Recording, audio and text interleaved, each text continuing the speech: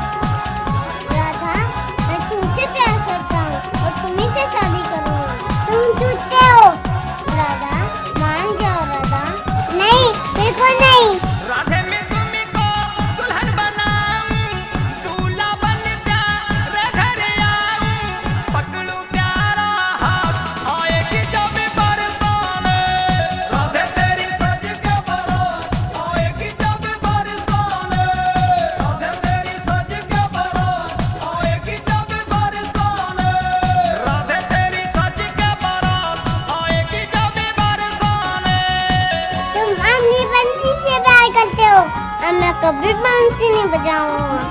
बंसी जरूर बजाना।